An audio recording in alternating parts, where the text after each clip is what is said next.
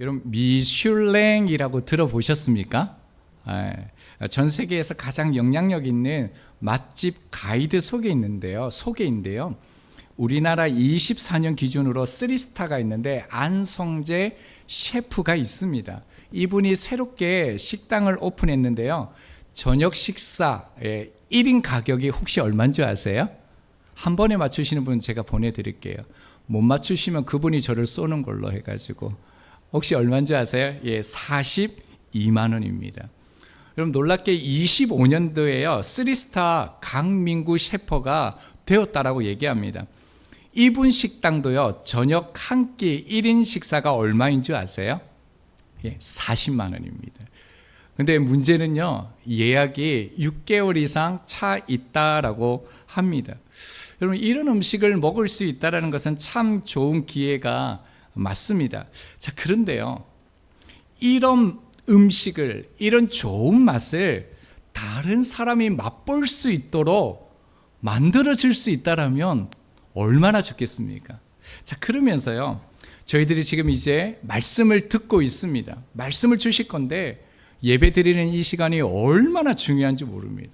얼마나 복된 시간인지 모릅니다. 자, 그런데요 이 말씀을요 누군가에게 미슐랭처럼 전할 수 있다라면요 여러분 그 감격과 은혜는 듣는 것과 비교할 수가 없을 것입니다.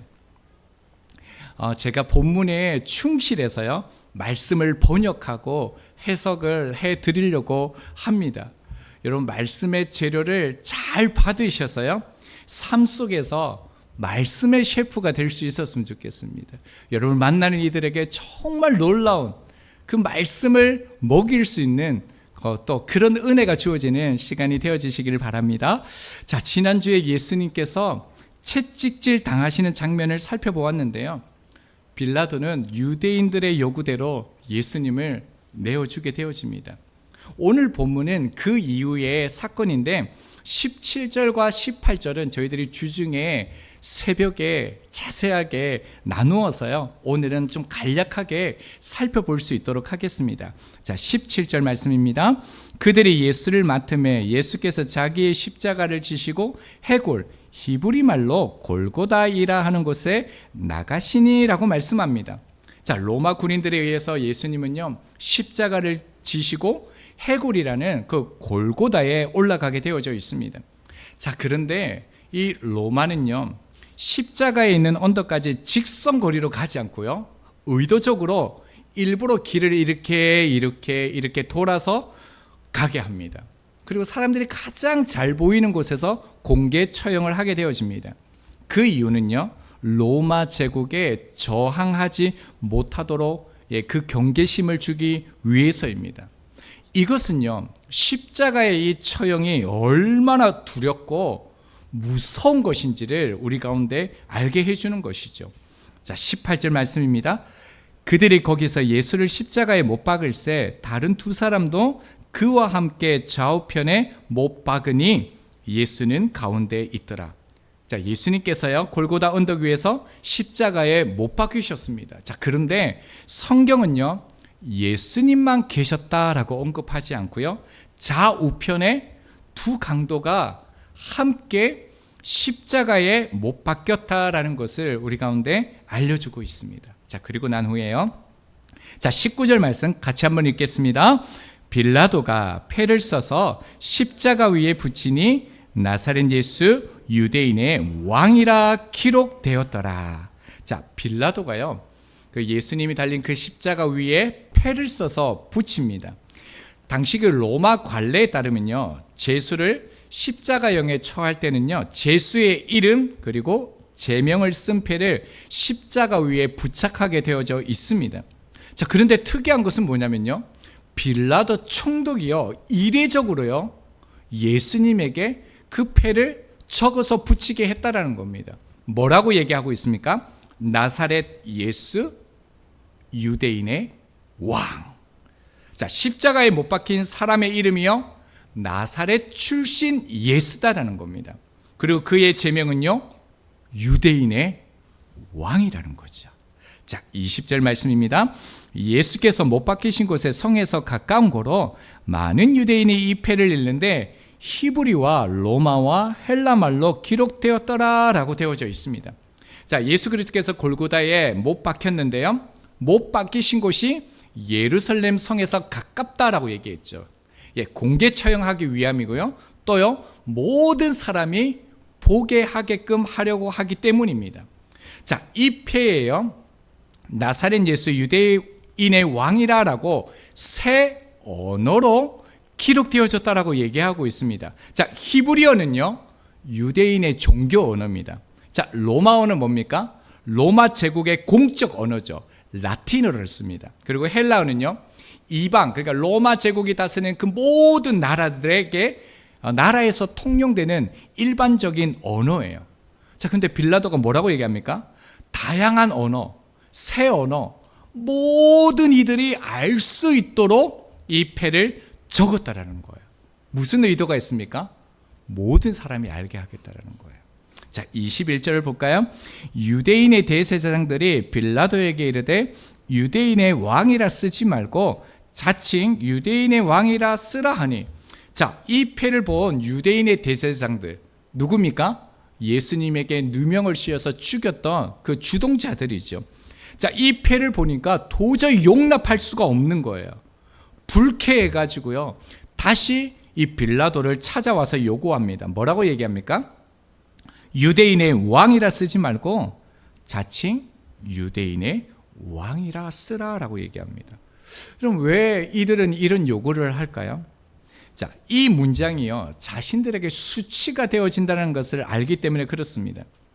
왜 그렇습니까? 유대인들이 자기의 왕을 십자가에 못 박았다는 사실이 적나라하게 드러나기 때문에 그렇지요. 자, 이 말씀을 보면요 굉장한 반전이 있는 거예요. 자, 그들은 결코 유대인의 왕일 수 없는 나사렛 예수가 스스로 왕이라 했기 때문에 용납할 수가 없었던 거예요. 신성모독이죠. 그렇기 때문에 죽이려 했는데요, 빌라도가 쓴 편말은 오히려 어떻습니까? 예수님이 유대인의 왕이라는 것을요 누가 인정을 해버립니까? 세상 총독, 로마 총독인 이 빌라도가 공식적으로 인정하는 셈이 되어져 버렸다는 거예요. 그러니까 대제사장들이 어떻습니까? 무리들이 어떻습니까? 반기를 드는 것이요. 자, 유대 대제사장들의 요구에 자, 빌라도가 어떻게 반응할까요? 22절을 볼까요? 빌라도가 대답하되 내가 쓸 것을 썼다 하니라. 내가 결코요 번복하지 않겠다라는 거예요. 굉장한 단호한 의지의 표현이에요. 앞에서부터 우리가 말씀을 보았을 때 빌라도는 정치적으로 위험한 순간에 있었거든요. 그래서 이 유대 종교자들의 말을 거스릴 수가 없어요. 자기 생명이 걸려 있거든요. 그런데 지금 어떻습니까? 예수님의 죽음 앞에서요 단호하게 얘기하고 있다는 거예요. 자신이 유대인의 왕이라 쓴 것은 당연하다라는 거예요. 바꿀 수 없다라는 거예요. 여러분, 이 문장은 굉장히 놀라운 문장이에요. 단순한 어떤 말이 아닙니다. 세상 총독 빌라도가요 지금 이 말 속에 진리를 선포하고 있다는 거예요. 여러분, 누가 진리를 선포한다고요? 세상이에요. 하나님을 믿지 않는 자들이요. 그래서요 귀신도 예수님을 안다라는 거예요. 그런 존재가 지금요 예수님이 하나님의 아들이다, 유대인의 왕이라는 것을 지금 선포하고 있다는 거예요. 자, 다시 19절 하반절을 보면요 나사렛 예수 유대인의 왕이라 기록되었더라라고 얘기하죠. 자, 이 패를 자세히 보면요 우리가 주목해야 될 단어가 하나 있어요. 뭐냐면 나사렛 예수라는 단어예요. 자, 예수님께서 십자가에 달리신 이 사건은 사복음서에 다 나옵니다. 자, 그런데 이 패에 대해서 대표적으로 마태복음 27장 37절을 보면요 그 머리 위에 이는 유대인의 왕 예수라 쓴 제패를 붙였더라라고 얘기하고 있습니다. 사복음서 모두 다 예수님의 그 제패를 언급하고 있는데요, 금방 마태복음 말씀을 보면서 차이가 있네, 이 단어가 없네, 혹시 발견하셨습니까? 여러분, 공관복음에는요 나사렛이란 단어가 빠져 있습니다. 유일하게 요한복음에서만요 나사렛 예수다 이렇게 말하고 있다라는 거예요. 왜일까요? 분명히 의도가 있는 거예요. 이유가 있는 거예요. 그래서 성경을 공부할 때는 이런 단어를 놓치면 안 돼요. 왜냐하면 이 단어 속에 그 하나님께서 우리 가운데 주시는 그 메시지가, 그 본질이 담겨져 있거든요. 자, 나사렛 하면 우리는 알고 있죠. 이 지명인데 무시와 멸시의 뉘앙스, 그러니까 촌놈 이런 거 있잖아요. 제 고향 아세요? 경남 산청군 금서면 특리 455번지 진짜 산골짜기 촌놈이라는 말을 쓰잖아요. 제가 딱 그렇거든요. 그래서 이름도 성룡이에요. 별 성자에 용룡자, 개천에서 용난다 이런 뜻인데 맞는지는 잘 모르겠어요. 제가 그냥 혼자 그렇게 해석을 했어요. 그러니까 나사렛이란 지역이 딱 그런 지명이에요. 정말 촌놈이다 이런 뜻을 가지고 있거든요. 그런데 여러분, 나사렛이라는 이 단어에는 그런 의미만 있는 게 아니에요. 그 이상의 의미가 있어요. 그게 뭐냐면요, 요한복음에서는 나사렛이라는 이 단어가 총 5번이 나와요. 첫 번째가 어디 나오냐면요, 요한복음 1장 46절입니다. 나다나엘이 이르되 나사렛에서 무슨 선한 것이 날 수 있느냐, 빌립이 이르되 와서 보라 하니라 라고 말하고 있죠.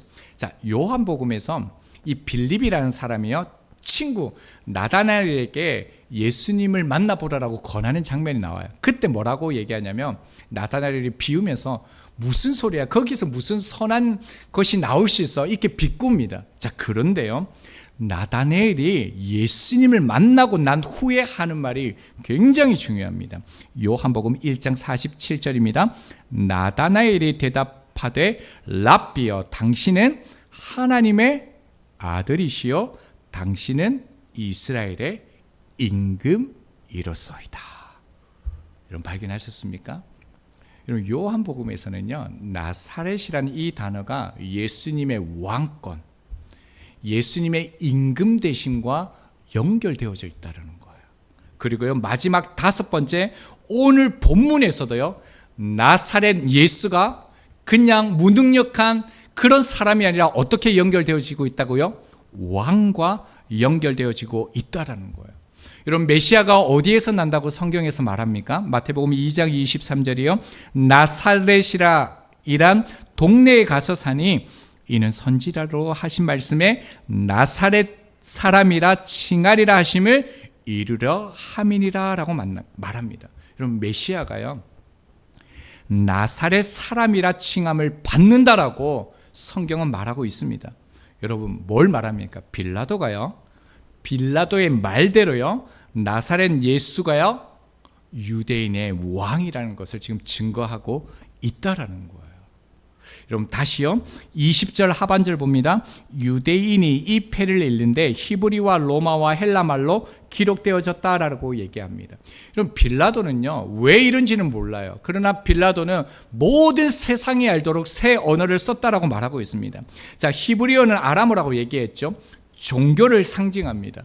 로마어는 라틴어라고 말씀드렸죠. 권력과 세상의 힘을 의지합니다. 자, 헬라어는요, 그리스입니다. 딱 하면 뭐가 생각나죠? 철학이죠. 지혜와 지식을 상징하는 것이 헬라어입니다. 자, 그런데요, 모든 이들이 유대인의 왕이라는 것을 알게 하는 이 빌라도의 말에는 뭐가 담겨 있습니까? 유대인의 왕이라는 이 선언이요, 모든 민족과 열방이 예수님을 왕으로 인정하게 될 거라는 거예요. 그럼 이 사실을 누가 증거하고 있다고요? 대제사장이 아니에요. 믿는 사람들이 아니에요. 세상의 총독 빌라도, 세상이 예수 그리스도를 말하고 있다라는 것을 이 성경에서 말하고 있다라는 거예요. 자, 그리고 실제로요, 이 사건이요, 그대로 이루어집니다. 빌라도가 말한 대로 그대로 이루어집니다. 예수님께서 죽으시고 부활하시고 난 다음에 오순절 이후에 이제 디아스포라가 막 일어나죠. 막 성도들이, 그리스도인들이 막 전 세계 열방으로 흩어지게 되어지는데, 그때 어떻게 되어지냐면요, 유대인들이 주를 믿었다라는 일들이 일어나요. 사도행전 2장에 보면요, 3,000명이 회심해요. 4장에는요, 남자만 5,000명이에요. 자, 그리고요, 사도행전 6장 7절에요, 하나님의 말씀이 점점 왕성하여 예루살렘에 있는 제자의 수가 더 심히 많아지고 허다한 제사장의 무리도 이 도에 복종하리라. 유대인이 믿을 뿐만 아니라 누가 믿었다고요? 놀라운 것은요, 예수님을 죽였던 대제사장들, 종교 지도들조차요 이 유대인이 예수님을 믿었다라는 거예요. 빌라도의 말 그대로 되는 거죠. 그뿐만이 아닙니다. 사도행전 10장에 보면요 로마어, 라틴어를 쓰는 사람이 예수를 믿게 되어집니다. 누굴까요? 사도행전 10장 1절과 2절입니다. 가이사라 고넬로라 하는 사람이 있으니 이달리아 브레라 하는 군대의 백부장이라. 그가 경건하여 온 지방과 더불어 하나님을 경외하며 백성을 많이 구제하고 하나님께 항상 기도하더라. 그럼 놀랍지 않으세요? 로마의 군대 장관이요 예수님을 믿는데요. 그뿐만 아니라 그가 경건하대요. 사람을 구제한대요. 사람을 섬긴대요. 이런 놀라운 일들이 일어나는 거예요. 그뿐만 아니죠. 자, 헬라어는 뭐라고 그랬죠? 이방 지역이라고 그랬죠. 후에 이방 지역 교회들이 막 세워져요. 에베소, 라우디게아, 빌립보, 빌레몬 막 교회들 성도들이 막 일어나요. 자, 대표적으로 에베소서 1장 1절입니다. 하나님의 뜻으로 말미암아 그리스도 예수의 사도된 바울은 에베소에 있는 성도들과 그리스도 예수 안에 있는 신실한 자들에게 편지한대요. 여러분 이방의 그 사람들이요 신실한 자들이라는 거예요. 여러분 그 복음이 빌라도의 말처럼 전 세계 이방 민족에게 전해져서요 그들이 예수를 믿게 되었다라는 거예요. 여러분 십자가에 달리신 그 연약한 주님, 능력과 고난을 당하신 그 주님이요 진정한 왕으로 이 세상을 다스리시는 분이라는 것을 여러분 누가 증거했다고요? 누가 진리를 선포했다고요? 빌라도라는 거예요.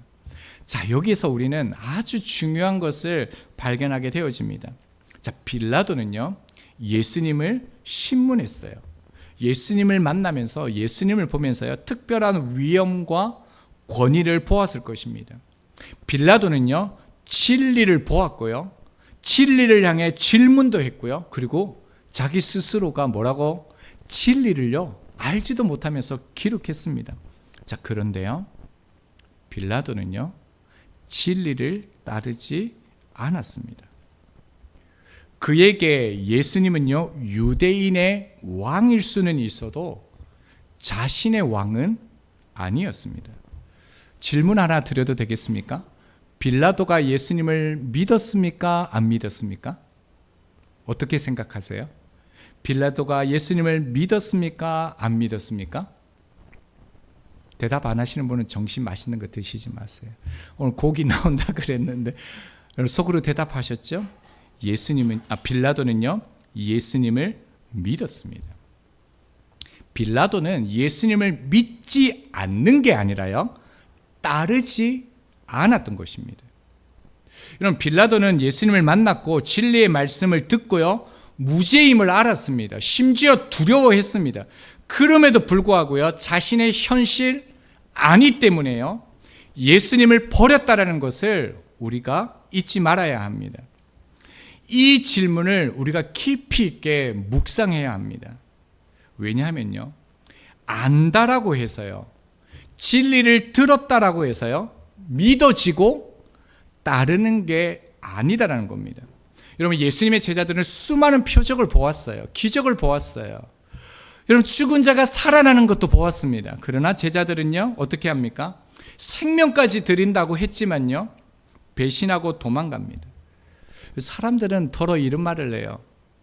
하나님을 보여주면 예수님을 믿겠다라는 거예요. 하나님을 믿겠다라는 거예요. 주중에 제 동생을 만났거든요. 그래서 잠시지만 얘기하면서 너 예수님 믿어야 돼. 그런 얘기를 했어요.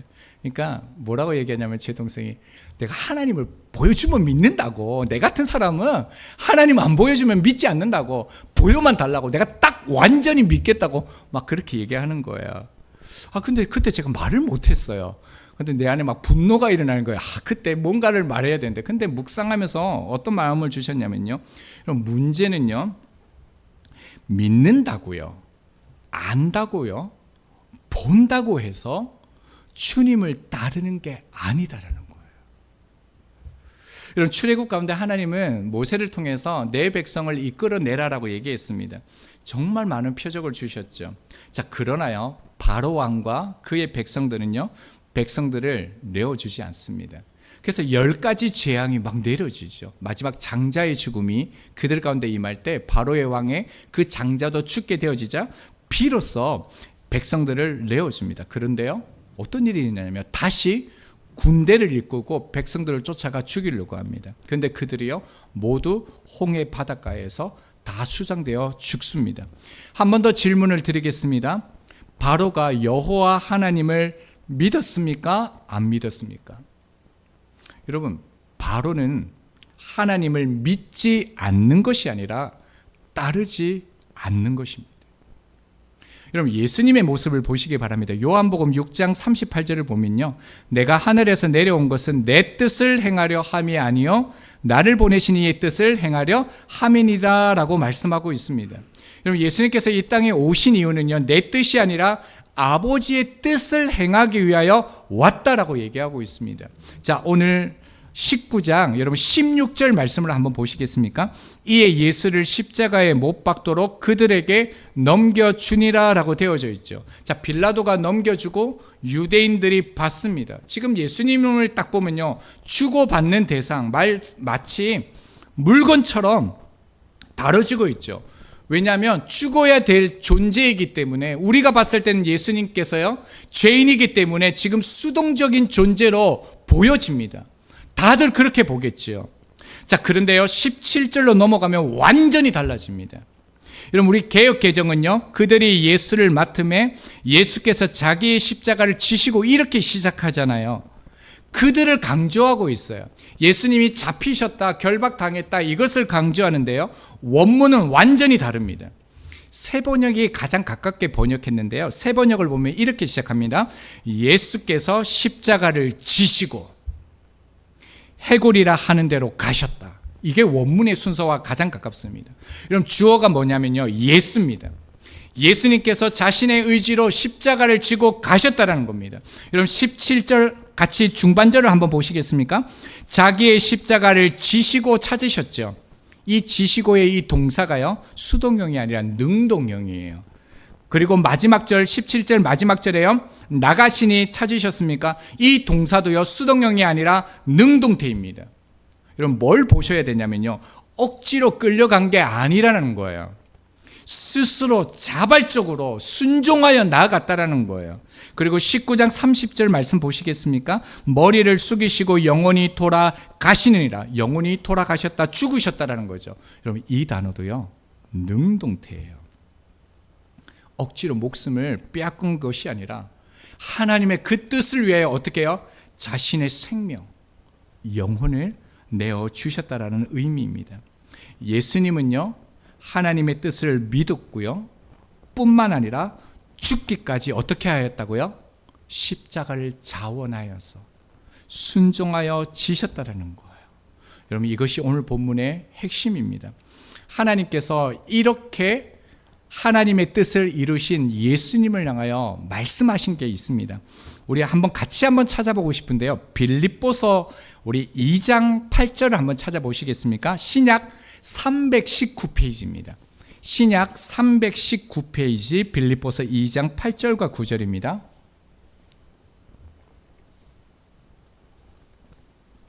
우리 이 말씀을 같이 한번 찾아봤으면 좋겠어요. 빌립보서 2장 8절과 9절 혹시 다 찾으셨습니까? 우리 두 절은요 같이 한번 읽어보도록 하겠습니다. 시작. 사람의 모양으로 나타나사 자기를 낮추시고 죽기까지 복종하셨으니 곧 십자가에 죽으심이라. 이름으로 하나님이 그를 지극히 높여 모든 이름 위에 뛰어난 이름을 주사. 그리고 계속 말씀이 이어지죠. 여러분, 뭐라고 얘기합니까? 예수님께서 자기를 낮추시고 죽기까지 복종하셨을 때 모든 이름 위에 뛰어난 이름을 주셨다는 거예요. 왕의 그 권능을 주셨다는 거예요. 하나님께서 왕으로 세우셨다는 거예요. 자, 이게 중요한 게 아니라요, 이 이후에 성경이 우리 가운데 이제 구원이 무엇인지를 가르쳐줘요. 구원이 어떻게 이루어지는 것을 비로소 우리 가운데 보여줍니다. 여러분, 12절도 한번 찾아보시겠습니까? 자, 12절 말씀 같이 읽겠습니다. 시작. 그러므로 나의 사랑하는 자들아, 너희가 나 있을 때뿐 아니라 더욱 지금 나 없을 때에도 항상 복종하여 두렵고 떨림으로 너희 구원을 이루라. 여러분, 예수 그리스도의 그 구원을 보여주시면서 뭘 이제 성경이 보여주냐면요, 우리들의 구원을 말하고 있다라는 거예요. 지금 뭘 말해줍니까? 하나님께 복종하는 것과 우리의 구원을 이뤄가는 것을요, 같은 것으로 보고 있다라는 거예요. 여러분, 성경은 항상 복종의 모델을 누구를 말합니까?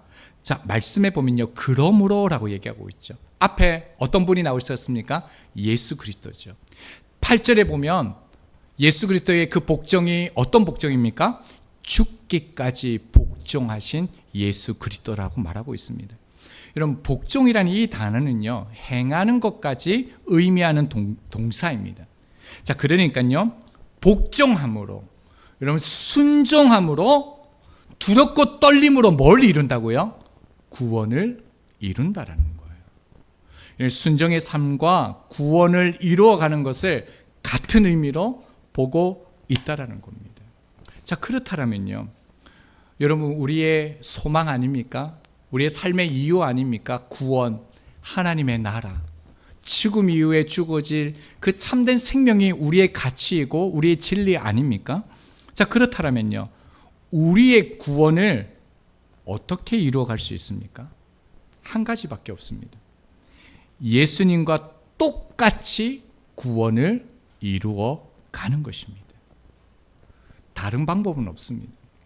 주님께서 우리 가운데 이렇게 말씀하셨습니다. 마태복음 10장 38절, 또 자기 십자가를 지고 나를 따르지 않는 자도 내게 합당하지 아니하다라고 말씀하고 있습니다. 이 말씀이 뭐냐면요, 주님을 믿는다는 것은 단지 지적 동의가 아니다라는 겁니다. 예수님을 내가 알아, 예배해, 이게 아니다라는 겁니다. 십자가를 지고요, 복종함으로 삶의 방향 전환을 포함하는 단어이죠. 왜냐하면 믿음이라는 이 피스티스라는 단어는요, 이 믿음과 충성이라는 의미가 같이 되어져 있습니다. 따로 있지 않습니다. 자, 본문으로 다시 돌아와 가지고요, 오늘 19장 17절에 보면 생략되어진 부분이 하나가 나와요. 그게 뭐냐면, 다른 복음서에 보면 예수님이 십자가를 질 수가 없었어요. 그때 군인들에 의해서 강제로 구레네 시몬이라는 사람이 십자가를 지는 장면이 나옵니다. 여러분, 시몬은요, 분명히 그 십자가를 거절했어야만 했습니다. 그냥 억지로 지게 할 때 한 대 맞고요, 십자가를 안 져야 합니다. 그게 합리적입니다. 왜냐하면 십자가를 진다는 것은 예수님처럼 죄인이다라는 거예요. 평생 수치스러운 삶을 살아가야 됩니다. 그 가문은 이제 몰락합니다. 자, 그런데요, 이 구레네 시몬이요, 십자가를 거부하지 않고요, 선택해서 십자가를 집니다. 이 구레네 시몬은요, 예수님의 피가 묻어있는 그 십자가를 받아짐으로써 예수님과 똑같이 사람들의 놀림거리가 되었고요, 그 무거운 십자가를 지고 골고다 언덕길에 예수님과 함께 동행하게 되었다는 겁니다. 여러분, 중요한 게 하나 나옵니다. 시몬은요, 여기에서 자기 십자가를 진 게 아니에요. 타인의 십자가, 누구의 십자가를 졌습니까? 예수님의 십자가를 졌다는 것을 여러분 주목하셔야 돼요. 여러분, 우리가 복종하고 순종하는 삶을 살아야 되는데, 자기 십자가를 져야 되는데, 이 자기 십자가는요, 나의 십자가가 아니라는 것을 성경이 말하고 있습니다. 여러분, 18절 하반절 보시겠습니까? 예수는 가운데 있더라. 여러분, 예수님이 가운데 계시든 오른쪽에 있든 그게 무슨 상관이에요? 안 그렇습니까? 근데요, 성경은 의도적으로요, 예수님이 그 죄인들 가운데 있다라는 것을 우리 가운데 보여주고 있습니다. 이것은 단순한 물리적인 위치를 말하는 게 아니에요. 예수님께서 죄인들과 함께 계시되어 죄인들을 살리기 위해 자신을 내어주신 하나님의 어린 양으로서의 그 자리를 보여주고 있다는 겁니다. 여러분, 주님도 십자가를 지셨죠? 근데 누구를 위해서 지셨습니까? 당신 자신을 위해서 지셨습니까? 아니죠. 예수님도 타인의 십자가를 지신 것입니다. 여러분, 그러므로요, 여러분, 우리가 함께 꼭 기억했으면 좋겠습니다. 구원은요, 주님을 믿고 영접함으로요, 타인을 위한 자기 십자가를 질 때 구원을 이루는 삶이 되는 것입니다.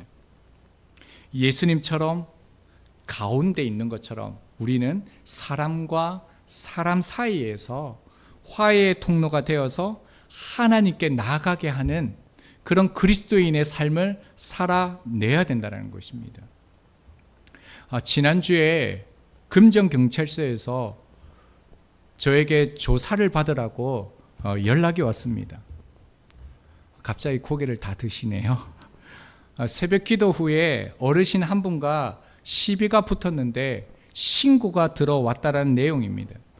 아침에 가고 있는데 양쪽으로 이게 차가 와서 제가 서서히 진입을 하다가 갈 수가 없어서 건널목에 제가 멈춰서게 되었습니다. 그러자 할아버지가 어떤 분과 얘기하시면서 이렇게 돌아섰는데 건널목에 제 차가 있어서 차를 두드리셨습니다. 발로 또 차셨고요. 제가 깜짝 놀랐습니다. 사고가 난 건가? 부딪히신 건가? 그래서 제가 무슨 일이십니까? 라고 제가 내려서 할아버지에게 갔습니다. 그런데 갑자기요, 할아버지께서 고래고래 소리를 치시는 거예요. 그러면서 제 평생 처음 들어봤던 이상한 언어들을 막 쓰기 시작했습니다. 12, 18, 뭐 이따 하여튼 여러 가지 언어들을 막 쓰셨습니다. 그리고 막 침이 튀기시면서 문제가 생겼습니다. 그 다음이 더 가관이었는데, 혹시 최근에 주먹으로 맞아 보신 적이 있습니까? 자꾸 때리시는 거예요. 배도 때리시고 발로 차고 막 긁으시고, 그래서 제가 막 피가 질질질 나지는 않았는데 피도 좀 나고 그렇게 했습니다.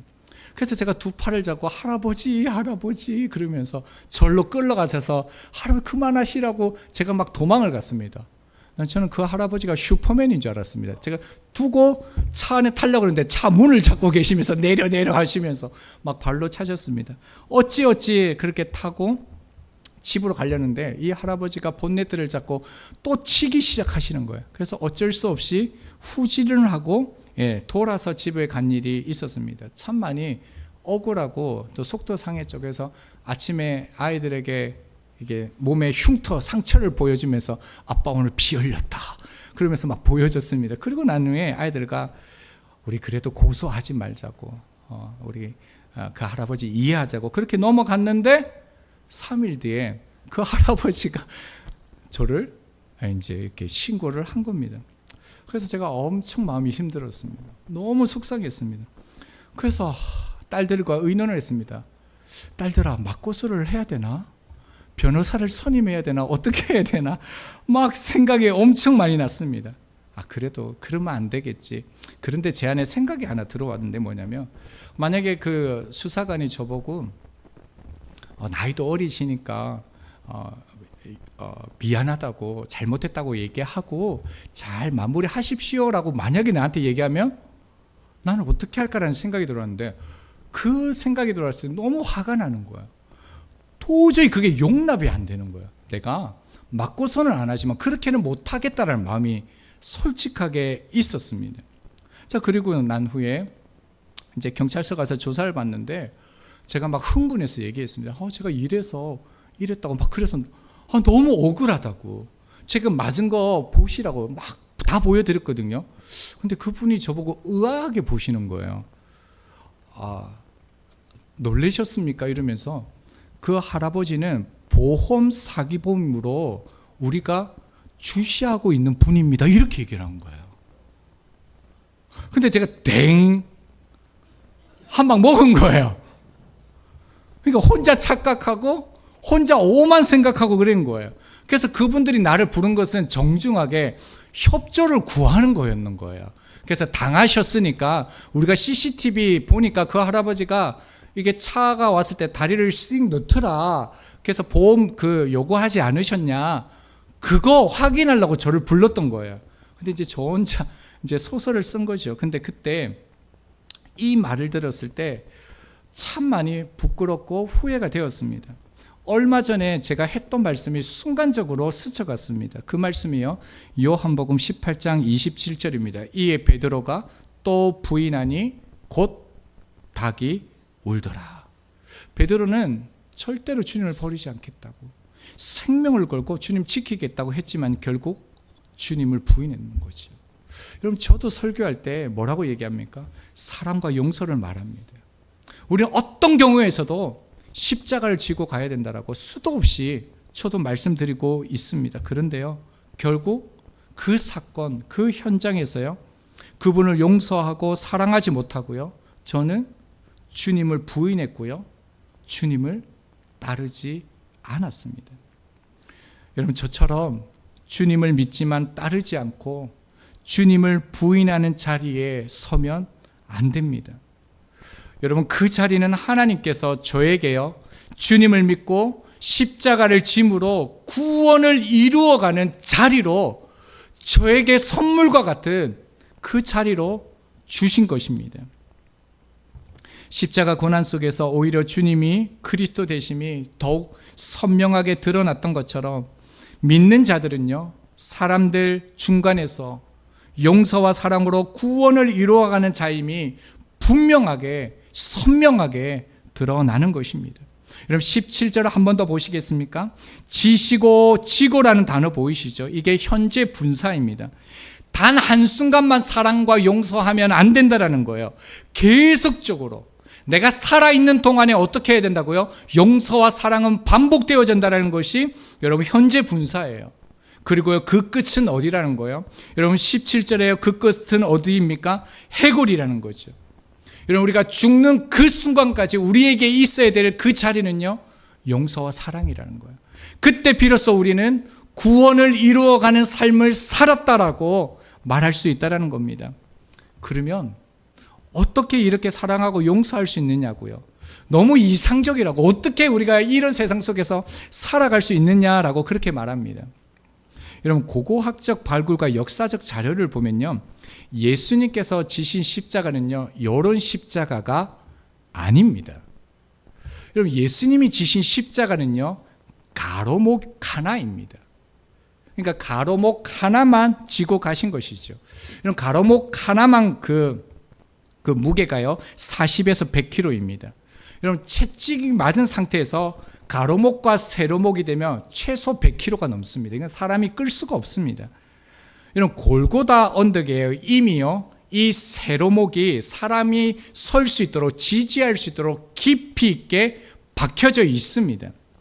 그래서 제수는요, 가로나무 이 목만 쥐고 가게 되어집니다.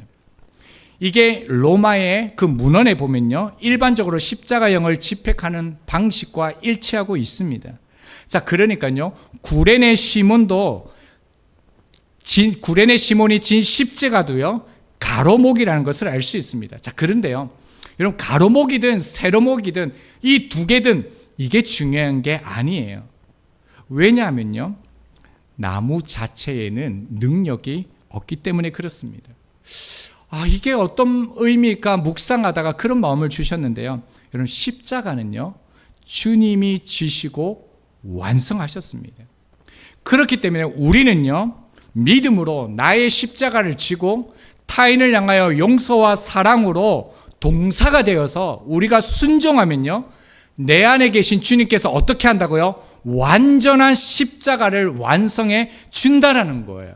그러니까 우리는요, 우리가 사랑하는 것이 아니라 우리가 그 사랑을 하기로 결단하고 나아가면 주님의 사랑이, 그 주님의 용서가 우리 삶에 이루어진다는 겁니다. 말씀 맺겠습니다. 빌라도는 이 모든 사실을 듣고 믿었습니다. 그런데요, 주님을 따르지 않았습니다. 여러분, 저희들도 지금 주님을 믿습니다. 그리고 여러분, 지금 예배를 드리고 있습니다. 그리고 오늘 말씀을 들었습니다. 여러분, 빌라도가 선택했던 것처럼 제가 한순간 저의 안위를 바라보면서 주님을 부인했던 그 자리에 있었던 것처럼 빌라도의 선택을 저희들이 하지 않기를 바랍니다. 주님을 믿고요, 자기 십자가, 타인의 십자가를 지고 주님을 따르는 그 삶, 우리의 삶이 언제 멈춰질지 알 수 없지만 그 순간이 구원을 이루는 삶이 되어지는 그 믿음의 여정을 하는 저희들의 삶이 되기를 소망합니다.